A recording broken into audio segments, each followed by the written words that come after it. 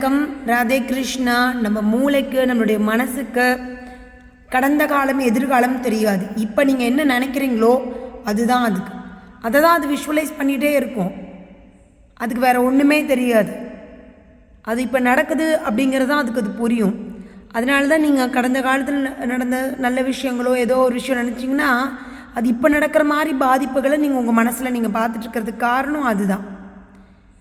மிக மிக ரொம்ப ரொம்ப முக்கியமான விஷயம், நீங்கள் புரிஞ்சுக்க வேண்டிய மிக முக்கியமான விஷயம் என்னென்னா, கிருஷ்ணர் என்ன சொல்கிறார் இந்த விஷுவலைசேஷன் பற்றி. 12வது அத்தியாயத்தில் பகவானே சொல்கிறார் அர்ஜுனன் கிட்ட, நீ விஷுவலைஸ் பண்ணணுன்னா என்ன விஷுவலைஸ் பண்ண. மையாவேஷி மனோ ஏமாம் நித்தியுக்தா உபாசதே ஸ்ரத்தையா பரையோபேதாஸ் தேமே யுக்ததமா மதாகான்னு ஒரு வார்த்தை அழகாக சொல்கிறார், ஒரு ஸ்லோகம். அர்ஜுனா, மயி ஆவேஷ்ய, மயி அப்படின்னா என் மீது, ஆவேஷ்ய அப்படின்னா நிலைநிறுத்து. எதை? உன்னுடைய மனசை எங்கிட்ட நிலைநிறுத்து. அது எப்படி இருக்கணும்னா நம்பிக்கையோடு, நான் காப்பாற்றுவேன்னு நிலைநிறுத்து.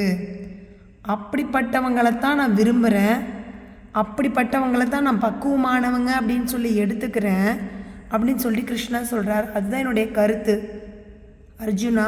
அதனால் என்னுடைய ஹம்பிள் ரெக்வஸ்ட் என்ன அப்படின்னு சொல்லி சொன்னால், எதையெல்லாம் நீ சிந்திக்கின்றாயோ அந்த எண்ணங்கள் எல்லாமே என்னை குறிச்சே இருக்கட்டும், வேறு எதையும் நினைக்காத அப்படிங்கிறார். பொதுவாக மக்களுக்கு இது புரியவே மாட்டேங்குது. வாழ்க்கையில் நம்ம எதை நினைக்கணும் எதை நினைக்கக்கூடாதுன்னு தெரிகிறதே இல்லை.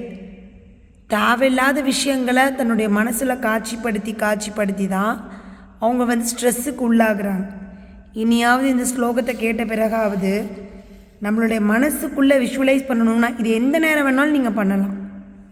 குளிக்கும்போது, தூங்கும்போது, சாப்பிடும்போது, ஒரு வண்டியில் பயணிக்கும்போது, எப்போ வேணாலும் நீங்கள் விஷுவலைஸ் பண்ணிக்கிட்டே இருக்கலாம்.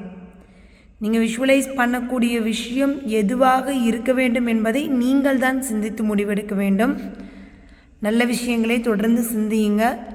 பகவான் கண்டிப்பாக உங்களுக்கு நல்ல அனுகிரகம் செய்வார். நன்றி. மீண்டும் அடுத்த பதிவில் சந்திக்கலாம்.